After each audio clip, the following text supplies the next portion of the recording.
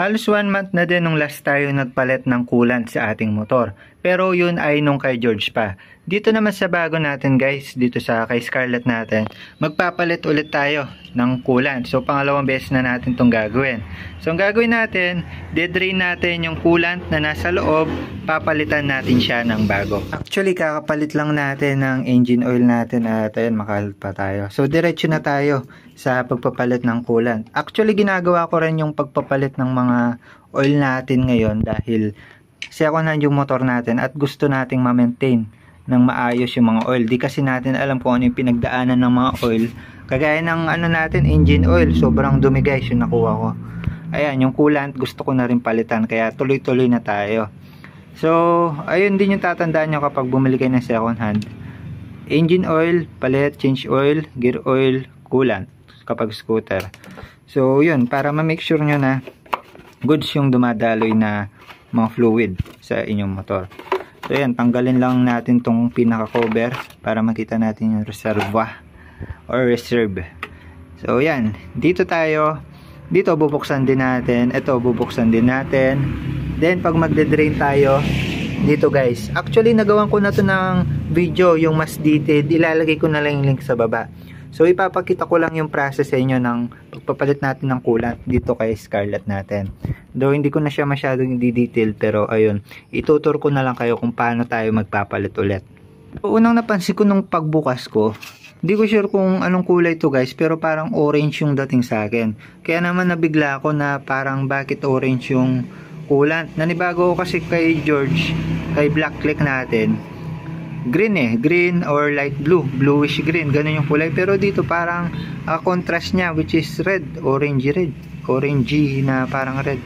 So yun, kaya nagtaka ako at ayun, palit na rin tayo. So yun, nakakapagtaka kung bakit ganyan yung kulay. So drain natin, buksan lang natin yung reserve natin dito para sumingaw. Ayan, ito mamaya na natin buksan. Buksan na natin tong drain natin para tumulo yung lumang coolant natin. So sa pagbukas, gagamit lang tayo ng flower wrench. So ganito yung shape niya, parang flower na starish. Open lang natin yan. Ayan, clockwise, I mean counterclockwise pala. Ayan, sakto lang. Tapos open lang natin siya guys. So make sure na may nakasahod na. So ayan, yung pinangsahod ko is yung galing pa sa change oil natin. Buksan lang natin to. So sa pagsasahod, expect ko na nabubulwak to kagaya nung kay George. Kaya ayan, nilayo ko na ng konti. Tignan natin kung sasakto na yung tansya ko guys. Bubulwak to eh. Nadala na ako eh. Ayan, busog lang natin. Ayan na. Uy. Ayan, makikita nyo, pag hindi natin binuksan to, hindi siya tutulo. So reserve lang kasi binuksan natin. Nag-experiment lang ako, kala ko tutulo. So yan, open natin to. Wait lang. Pinaka cup. Ito yung cup natin. Open natin siya counterclockwise. So yan, magaan lang naman to guys. Ayan. Pihit lang natin. Ayun, tumulo na. Dahan-dahan. So yan, di siya bumulwak. So yun pala, mas goods pala yun. Nagtataka ako, bakit orange ang coolant natin? Ay. Ayun. Paiba-iba na siya ng direksyon. Ayan, ang messy na tuloy natin guys. Ayun, orange nga siya. So yun, orange nga siya. Tama yung aking hinala. Kaya nagtataka ako, bakit orange? Then yung nakuha natin sa kanya, di siya sobrang dami, no? Kasi yung last parang marami akong nakuha eh. Parang kinulang na to ng coolant. Pero yung reserve, sakto pa eh. May laman pa ba to? Hindi ko na rin alam kung may laman. Kasi parang may bakat siya. So hindi ko alam kung may laman yan. Pero ayun, konti lang yung nakuha natin guys. Sabihin, kaya siguro isa rin yan sa factor kung bakit malakas yung fuel consumption natin, no? Ayan, tignan natin kung may lalabas ba. Tagilid natin ng konti. Yep. So yun, konti.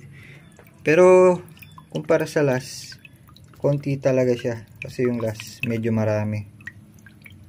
Ayun, medyo tama din yung hinala natin kasi guys, napansin ko dito sa kay Scarlett, yung pulang click natin, mabilis siyang uminit. Di tulad nung kay George, sobrang bilis lang, ay sobrang tagal niya uminit.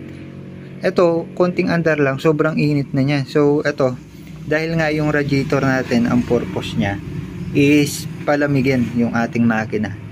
So dahil kulang yung ating coolant, hindi niya nagagawa yung trabaho niya na palamigin ng maayos yung ating makina. So kaya pala nag-overheat yung ating motor. So ayun, hindi siya na-maintain ng maayos ang motor na to, kawawa naman. Buti na lang sa atin siya napadpad guys. So yun, after natin ma-drain, lagyan ulit natin to. So actually ito pa rin yung brand na binili natin dahil maganda to. Ready to use, all makes, all models. 500 ml. So pwede siya sa kahit anong kulay i-mix. So ito dahil pre-mix na, goods na, ilalagay na lang natin.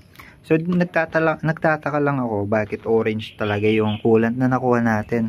Though siguro may mga brand na orange, pero ayun, nangungulay kasi siya eh. Ayun, nangungulay siya sa reservoir natin. So di ko alam kung maganda siya para sa ating radiator. So isara lang natin yung drain plug natin. Ayan, isara lang natin, tapos lalagyan na natin to. Ayan, nakasara na, mahigpit na yan. So isalin na natin to, open lang natin, tapos buksan natin siya.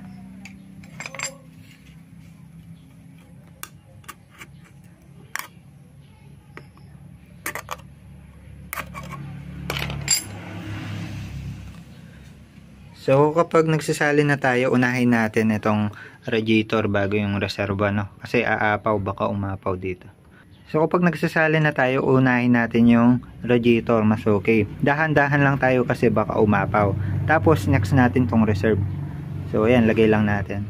By the way, yung press stone natin is kulay green siya. Ayan o, kulay green. Then kahit di na tayo gumamit ng embudo kasi malaki naman yung space dito.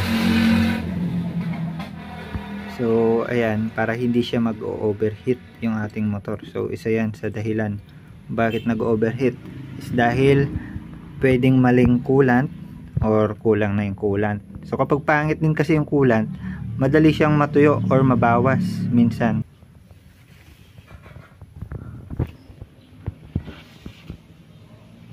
So yun, kung makikita nyo, malapit na siyang mapuno. Pero lalagyan na natin yung reserve natin. Sa reserve na tayo magdadagdag. Kasi sasara natin to, 'di ba?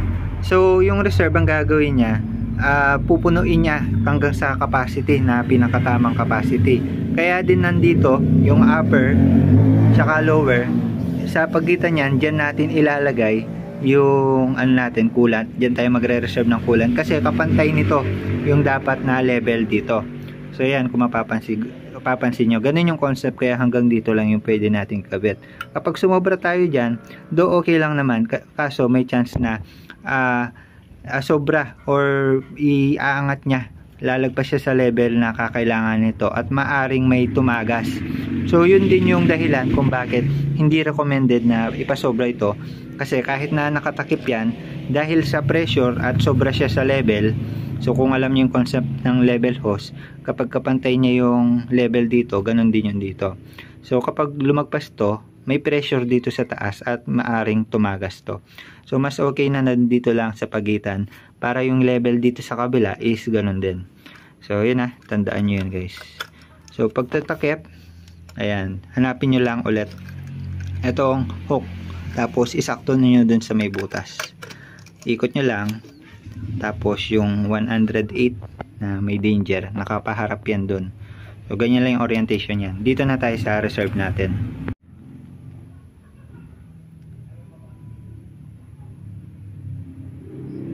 So by the way, yung nabili nating oil is 500 ml. Sasakto na siya kung Honda Click yung inyong motor.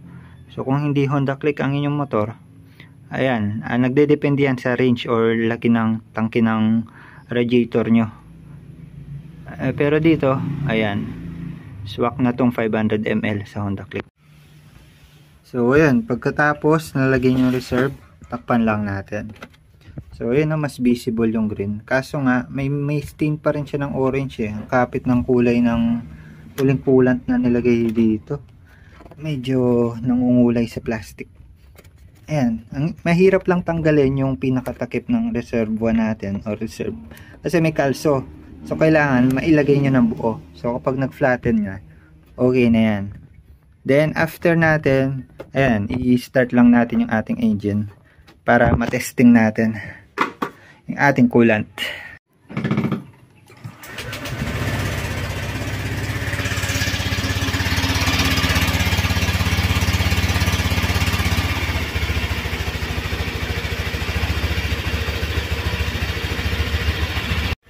So ito yung sinasabi ko sa inyo guys, oh. Average fuel consumption natin 35.4 kilometers per liter lang. Sobrang baba dun kaysa kay George na 50 mahigit pa minsan eh. So actually magpapalit pa tayo ng gear oil natin. So yan, kompleto tayo ng palit, no. Engine oil, coolant at gear oil. Tapos pag nagawa na natin to, tatry natin tignan kung may difference nga ba na mangyayari sa average fuel consumption natin. So yun, dito makikita natin yung epekto ng pagpapalit or pagma-maintain ng mga oil natin. So yun, gear oil muna tayo. Palit muna tayong gear oil. So sa gear oil konsepto, pag marumi palit na. Usually, sabi rin ng kasa 2 years papalitan natin. So yun, hindi na natin paabuti ng 2 years, minsan 1 year palit na. Tapos yung iba, after 2 engine oil, palit ng nag-change oil, nagpapalit na rin. So ito, mas matagal tong dumumi, kaya don't worry kung matagal kayo magpapalit. Pero ayun, tignan natin kung marumi yung gear oil natin kasi hindi natin alam kung kailan siya huling napalitan. So pag guys ng change oil, meron tayong intake at outtake or output or drain. Drain na lang. So sa drain, dito basically lalabas yung luma. Dito sa intake, dito papasok yung bagong oil. So bubuksan natin yung outtake or drain plug. Ayun, drain bolt na lang para makita natin. So gumamit pala tayo ng 12mm para dito, no. Tapos counterclockwise. Ayan, the moment of truth, tignan natin kung malinis pa. So actually matagal naman dumumi yan eh. So hindi ko na rin expect na sobrang dumi talaga yan.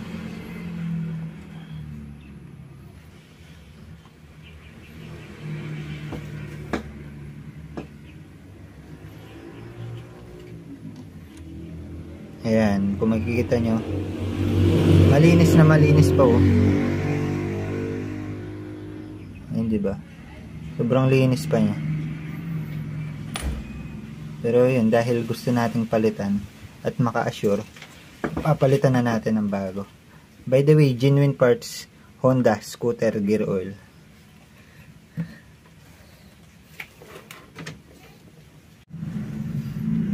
So ayan, kung makikita nyo, malinis na malinis pa.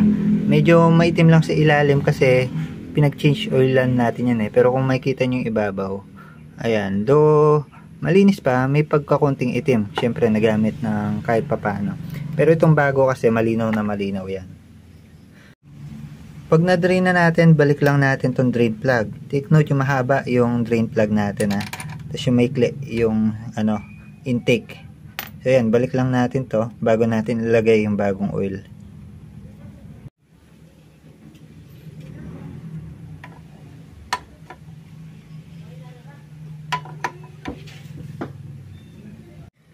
So sa pagbukas nito, tanggalin lang natin tong taas, tanggalin na natin ang buo. Tapos putulin natin itong may may guwit hanggang sa guwit. So ayan, putulin lang natin 'yan para lumabas yung oil. So ayan, naputol na natin. So dati nilagyan natin na parang bridge or parang straw yung takip yung body ng ballpen para humagos. Ngayon try natin yung wala siyang tignan natin kasi may nag-comment nung last video, pwede naman daw. So ayan, try natin para makita nyo rin. Ayan. Ayan, lumulusot naman siya eh. Kaso, di natin alam kung masisimot.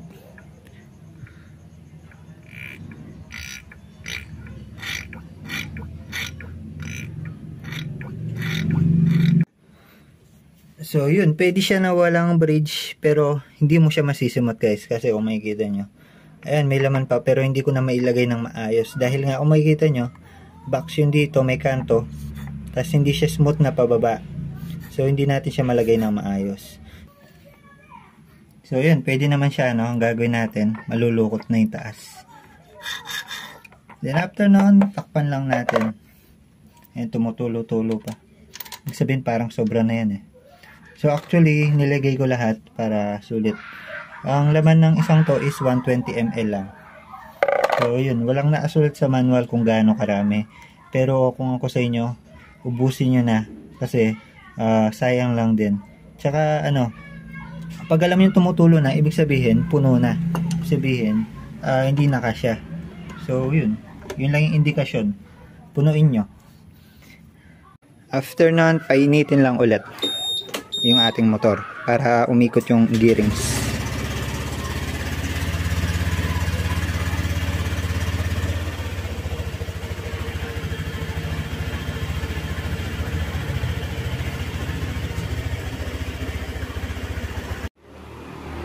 Then after sinet natin yung kilometers per liter natin. So yung trip A, trip B, naka 0 na.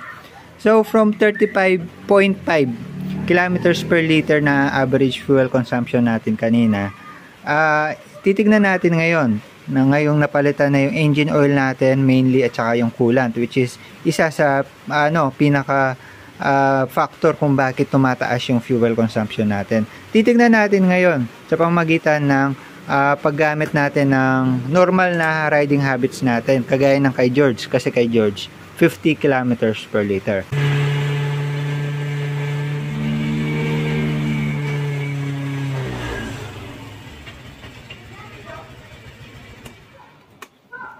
So, conclusion lang guys, though ito, pinagana natin na naka-double stand lang tayo, wala tayo sa kalsada. So, dahil maulan nga, hindi natin matest drive. Pero yung napansin ko, ayan, kung makikita nyo, kaya niyang umabot ng 50.